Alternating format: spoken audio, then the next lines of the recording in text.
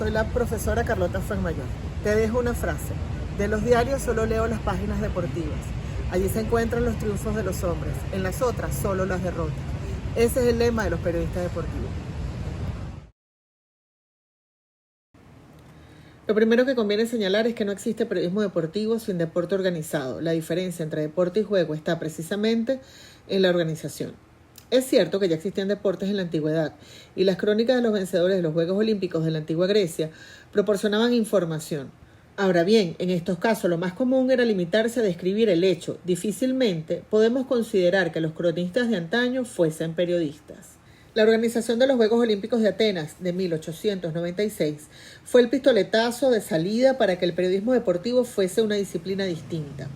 A este evento asistieron corresponsales de los principales medios escritos europeos. Países como Francia o Inglaterra mandaron corresponsales. Lo más común es que estos periodistas pudieran tratar de otros temas con normalidad.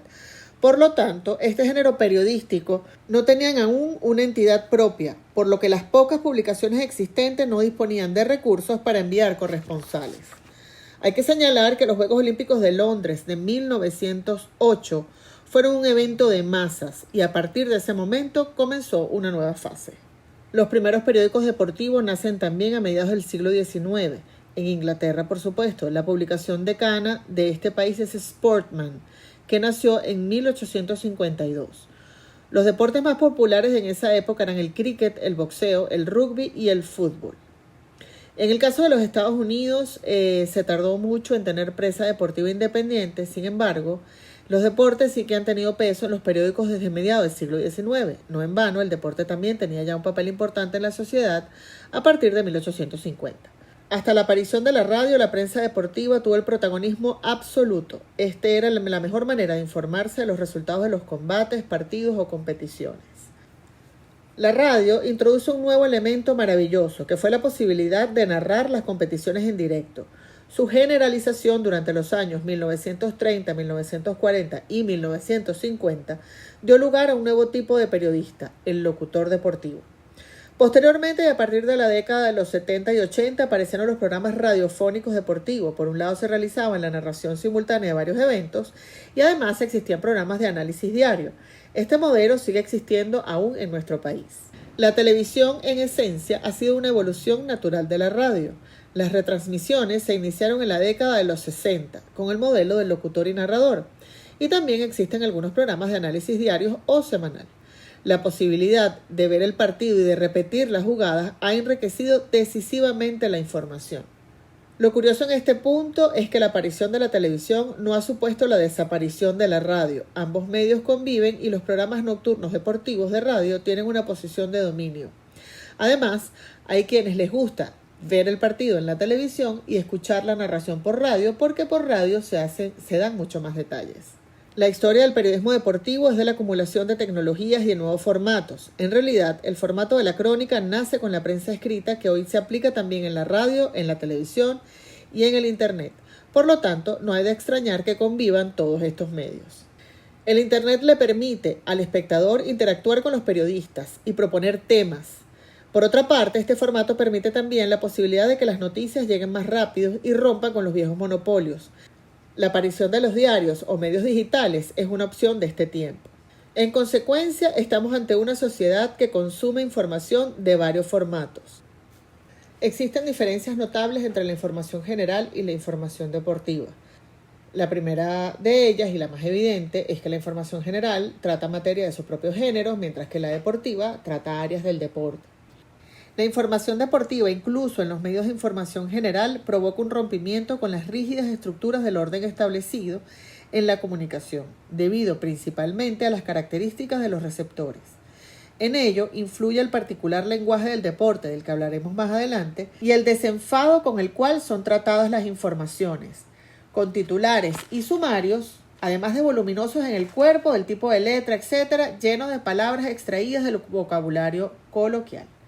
Luego, en la información deportiva prevalece la fotografía, la imagen de la jugada por encima de la información. Y por último, el lenguaje serio y literario de la información general es distinto al lenguaje deportivo, que como ya les comenté, hablaremos más adelante. Las dimensiones del periodismo deportivo son 4. La primera es la expresión. Cualquier configuración material puede ser ordenada en expresión. Así, el deporte podría ser estudiado en cuanto a los vehículos semióticos que portan el mensaje deportivo o que lo pueden portar. Y sería una primera tarea. ¿Cuáles son los mensajes que los públicos consideran portadores de contenido deportivo? Y por tanto, y en otro momento, ¿cuáles son los elementos que podrían aportar ese contenido deportivo? Y todo lo que implica su composición y construcción. Estamos hablando de lo que se pone en común, de la información de base y de su configuración. El catálogo de lo que se entiende por deporte es un objetivo. El mapa de lo posible deportivo es otro. En segundo lugar, la difusión. Para que algo se ponga en común se requiere que se mueva, se traslade de una entidad a otra. Ese es el flujo básico de la participación de una forma por parte de muchas entidades a partir de la voluntad o presencia dominantes de unas y otras. El deporte vive de la difusión. En ella se extiende, en ella se contrae, en ella evoluciona, en ella desaparece. Lo que entendemos y hacemos como deporte se construye en esta matriz. Y algo muy sugerente, lo que no es deporte puede llegar a serlo y lo que era deporte integrarse a otras formas hasta desaparecer. La difusión pone en contacto al deporte con otras formas y ahí sucede lo que después es historia.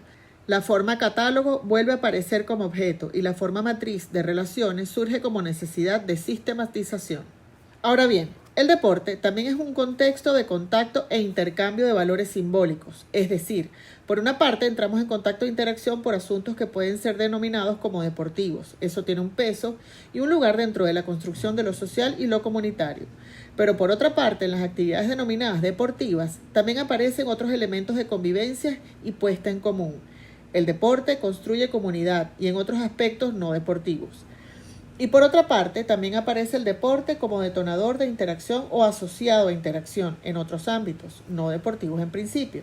El deporte es una matriz de interacción con varias dimensiones y niveles de composición. Por último, la estructuración. Cuando las tres dimensiones anteriores se combinan, el resultado es de cierta complejidad. La comunicación aparece entonces como una gran matriz constructiva de la vida social. El fenómeno de puesta en común está asociado a todo desde el punto de vista y todo puede verse desde la perspectiva de la puesta en común.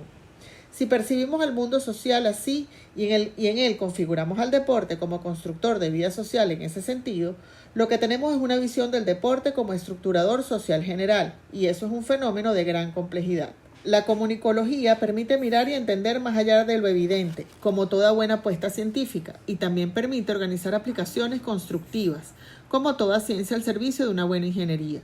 Explorar la comunicación desde una perspectiva científica es posible y sus aplicaciones son muchas. Y en el caso del deporte, es por demás evidente que una perspectiva comunicológica permite visualizar situaciones y escenarios que otras perspectivas no podrían configurar.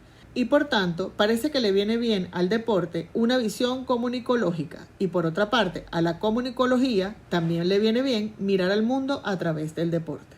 Los primeros informadores de temas deportivos en los periódicos no fueron periodistas, sino escritores aficionados a un fenómeno incipiente, portador de una fuerza de atracción irresistible y que realizaban comentarios con el estilo propio de la época, retórico y floreado.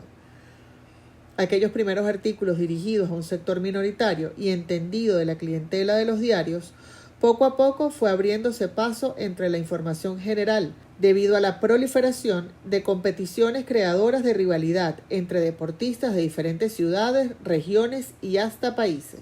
Los espectadores, encandilados por aquellos desafíos, requerían reseñas superiores a las simples gacetillas que de ellos se publicaban en los periódicos. Los empresarios periodísticos, al darse cuenta del carisma del deporte y la solicitud del público sobre aquellos acontecimientos producto de la fuerza física y habilidad, no hicieron ascos a la información deportiva y contrataron a deportistas ya retirados, encargándole la responsabilidad de comentar sus deportes. El negocio periodístico había encontrado en el deporte un extraordinario filón.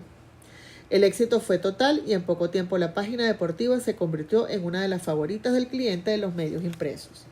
De hecho, el periodista deportivo se ha convertido en uno de los más seguidos de la información periodística especializada.